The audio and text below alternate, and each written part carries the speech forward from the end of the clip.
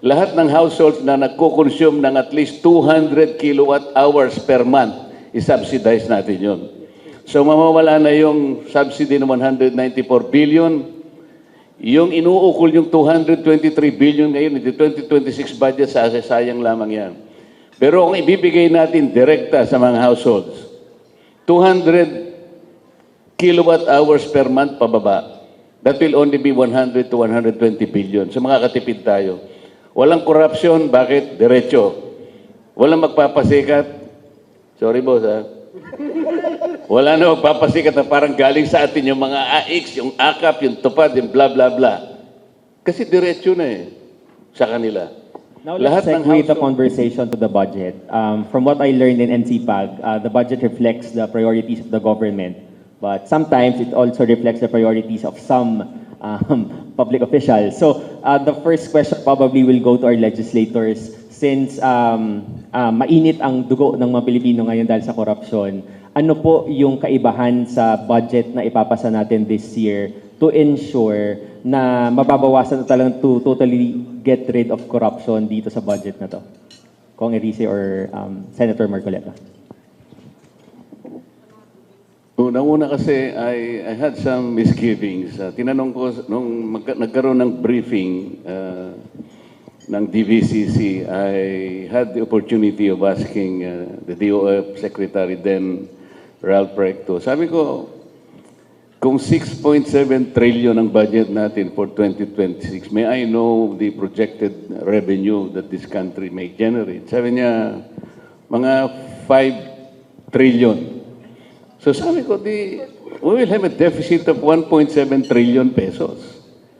Anyway, how much should our GDP grow para lang masuportahan natin yung 6.7 trillion? Sabi ko, how much is 6.7 trillion to the projected GDP for 2026? Sabi niya, it should be about 21.5 to 22% of the GDP. So that should be about 30 trillion pesos. So para makuha natin ang 30 trillion pesos, you need to grow by how much? Sabi niya, at least our country, our economy should grow at 7.5%. At least. What? 7.5%. Itong last quarter natin, we grew only by 4%. So sabi ko, if the projection now is to grow by 5%, paano niyo masusustain yung 30 trillion pesos? Then you will have a deficit of 1.7 trillion that will be about less than 200 billion pesos per month. Or about 4.7 billion per day. Maybe 200 million per hour. Paano natin masusunod? Bakit 6.7? And then when we analyze, itong mabuti na lang, napasadahan natin yung flood control. Isipin ninyo, doon pa lamang sa NEP pala, and I think there was an admission made by the then Secretary Bunoan of the DPWH. Ano ba itong mga allocables? Nagsisimula sa NEP kasi yung budget. This is the budget call. So the DBM will initiate. Meron kasing ceiling sa NEP. After the NEP, bigla silang magkakaroon ng allocables. Allocables meaning inaalok. Meron ding connotation sa Tagalog. Tinawag nilang allocables because the power of the purse starts with the House of Representatives. Ngayon, there are about 300 souls there in the House of Representatives. Ito pala pang-alok nila para hindi na siguro galawin kung ano pa yung mga ceilings na yon. So, yun lamang allocable. Tinawag, magkano ba to? About 400 billion pesos. And then, sabi ni Prof. De Vera, meron pa totoo yun, merong leadership. So, about 50 billion pesos. And then pupunta tayo sa merong unprogram. That's another 100 billion pesos. At pang-apat na estado, ito yung BICAM. Lalabas na naman dito yung about 100 billion pesos. So doon pa lang sa DBM, doon pa lamang sa DPWH budget, 2025, there's a 1 trillion difference already. So tinawag ko yun na cholesterol. Parang taba sa katawan ng tao. We need to address that. Sa katawan ng tao, pag marami kang cholesterol, Prof. Di ba, gagamutin natin yan. Pag hindi mo ginamot yan, mamamatay tayo, mamamatay ang economy. Ito yung nangyayari sa atin. So, why high political risk? Dahil dito sa nakapanlulumong corruption na nangyari. Exhibit A natin is flood control projects. Thanks, Senator. Kong? Well, first we have to look in yung budget natin in the 19th Congress, 3 years siya, 2023, 24, and 25. Unprecedented in the history of our country na merong 1.45 trillion na insertions, diversions, and amendments. Hindi mangyayari ito kung walang collusion yung executive department at yung legislature. Noong 2023, 300 billion, may almost 300 billion yung mga insertions, amendments, and diversions. 2024, 500 billion. Hindi pa napapag-aralan masyado yan. 2025, 473 billion in insertion, amendments, and diversions. Hindi mangyayari ito kung hindi alam ng executive department. Kasi 3 years, sana ko 1 taon lang. So pinapayagan talaga itong mga insertions, diversions na ito. At karamihan ng pinupuntahan nitong mga insertions na ito ay flood control projects. Kaya nga yung 2026 budget tinanggalan ng 253 billion na flood control projects. Anong ibig sabihin yan? For 3 years, yung mga pinag-aralang proyekto sa budget preparation process, pinalitan ng mga hindi na pag-aralan. Kung saan-saan ang galing ng mga proyekto, karamihan nga, flood control. Dahil dyan, dahil para pontuhan yan, yung PhilHealth binawasan ng 60 billion. Yung PDIC kinuha yung 107 billion. At ang pinakamasakit, dun sa mga foreign assisted projects, yung Philippine counterpart, inalis nila 300 billion para mapondohan to. Ano epekto nito? Ang epekto nito, for example, yung Metro Subway, supposed to be matatapos yan 2028, nakasakay na tayo sana sa subway. Ngayon, because of inalis nila yung pondo, 2032 na matatapos. At ang epekto nito, tataas yung cost ng 20%. Yung PNR Elevated Railway, supposed to be matatapos ng 2029, ngayon 2032. 800 billion to, tataas ng 20% yung cost because of the delay. So it's an all-government, parang effort lang buong gobyerno, hindi lang ng Kongreso.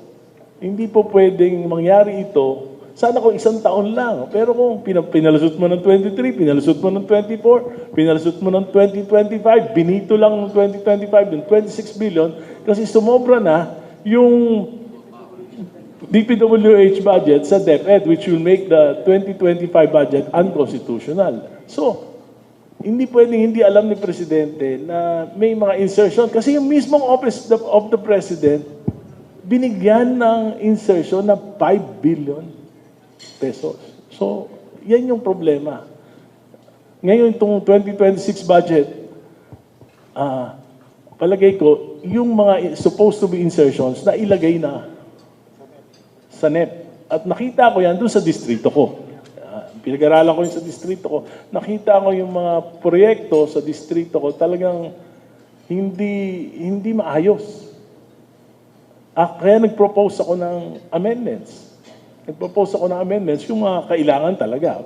For example, isang amendment na nilagay ko, yung C3 Road going to Pierre, pagka umuulan, hanggang dibdib ang tubig. So, billions of pesos sa logistics yung nawawala.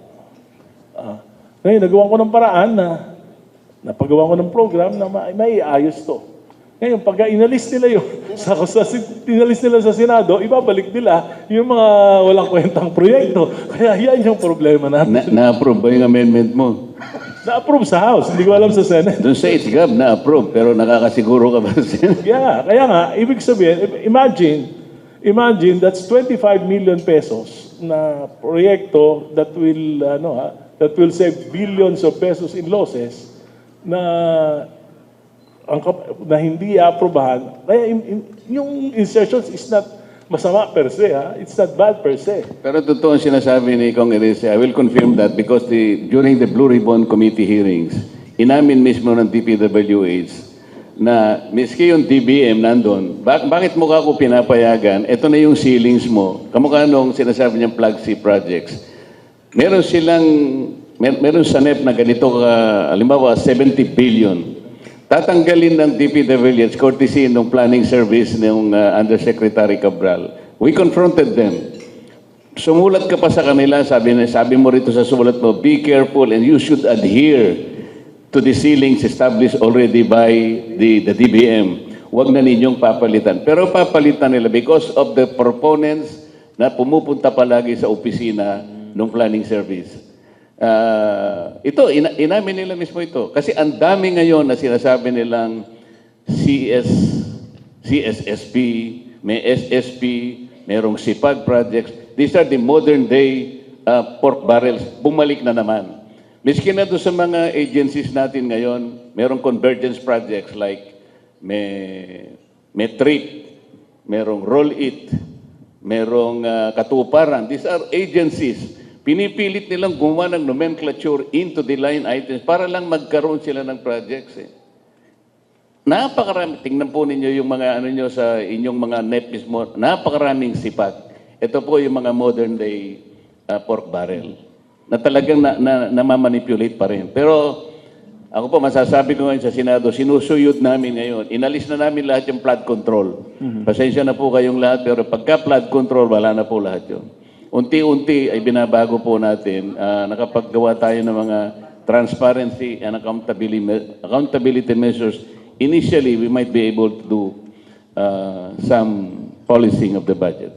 Thanks, Senator Encong. Given the urgency, ito nga, may bagong budget na tayo for 2026. Tapos hindi ako sure kung nag-wane down ba yung galit ng public comparing, or same pa rin po ba siya, Ma'am Malu, same pa rin so far. Yung question ko kanina is, paano may institutionalize on the side siguro of the executive side? Kasi nabanggit kanina ni Kong at ni Senator, sa NEP side pa lang, may questionable projects na agad. So, paano natin may ensure na doon pa lang, may iwasan na agad? For ito long term ito, no? Kailangan yung mga akap na yan, hindi na i-identify ng mga legislators kung sino yung, they should not be identified with legislators. Dapat yung executive na mismo ang mabigay with a very good targeting system. Di ba ginagamit yun sa 4Ps? Something like that for all these services para hindi nagagawing parang another pork barrel. Yun yung long term para hindi na laging na-attribute sa legislator. Secondly, yung cost of elections kasi masyadong mahal. Cycle yan Dahil nakaasa sa iyo yung tao, natural, yung legislators hindi mo masisisi. Kailangan nila ng extra funds to make them so that they can be elected again, no? Halimbawa, dati may senador na imbis na magpasa siya ng maritime or shipping law para maganda yung shipping industry domestically, ang ginagawa niya, bibigay siya ng discount. Noon pa po itong senadora, hindi ko na papalangalanan, nagbibigay siya ng discount sa shipping. Pero hindi dapat kasi ganun yun. Dapat mag-legislate ka na para mapamura yung domestic shipping industry. So ganun. Yun yung mga long-term na kailangan. Ma'am, ganito po yun Meron akong isang ipinasang bill. Gusto kong alisin yung mga subsidy na yan, yung AKAP, yung AX, yung TUPAD, yung MAIP, 4Ps, etc. Kinuwenta ko po yan, 2025. Itong budget natin, 194 billion pesos. Pero walang malinaw na kinapuntahan. Yung kung sino yung beneficiaries, kung naging karoon ng impact sa buhay nila. Sabi ko, kung nagkaroon ng impact, there are 12 interventions constituting these subsidies. Bakit yung survey na lumalabas, 47 to 58% ng population are still saying we are still poor. 22 to 27% are experiencing involuntary hunger. Meaning, gusto po niyang kumain, wala siyang makain. Anong gagawin natin? Palitan ko yan, sabi ko. Lahat ng households na nagko-consume ng at least 200 kilowatt hours per month, i-subsidize natin yun. So mamawala na yung subsidy ng 194 billion. Yung inuukol yung 223 billion ngayon, the 2026 budget, sayang lamang yan. Pero kung ibibigay natin direkta sa mga households, 200 kilowatt hours per month pababa, that will only be 100 to 120 billion. So makakatipid tayo. Walang corruption, bakit? Diretso. Walang magpapasikat. Sorry boss ha. Wala na magpapasikat na parang galing sa atin yung mga AX, yung AKAP, yung tupad, yung bla bla bla. Kasi diretso na eh sa kanila. Pumayag yung DSWD, hindi kumontra si Dr. Balisacan, hindi rin kumontra yung National Electrification Administration, even the DOE Secretary, gusto niya. So isa yon. And then sabi ko, alisin na natin 12% VAT para bumaba na yung kuryente. And in relation to the flood control, alam po rin nyo, meron akong at least 14 measures. Halimbawa, let us amend the procurement law, itong 9184 na inamend ng RA 12009. Isa sa mga feature niya to mandate all infrastructure projects to undergo digital geotagging and satellite validation in partnership with the Philippine Space Agency. Kasi po yung ginagamit ngayon ng DPWH, inamin nila, yung MYPS nila, yung PCMA, yung Survey 123, hindi, mali lahat. Maling-mali yung kanilang mga coordinates.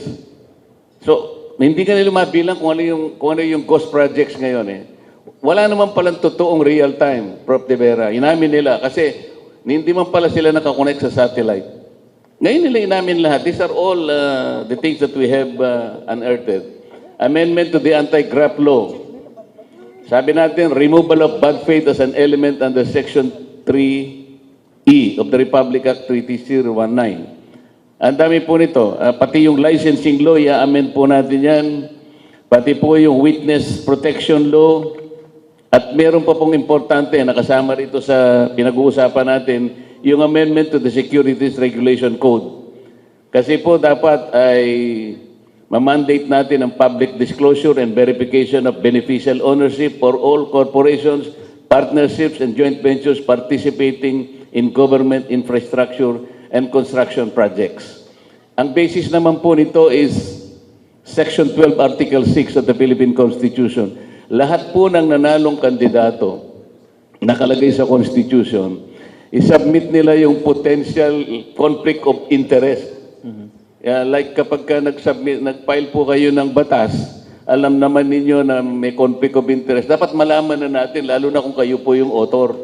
Malinaw na malinaw po na talagang kailangan natin yung mga amendments na ito.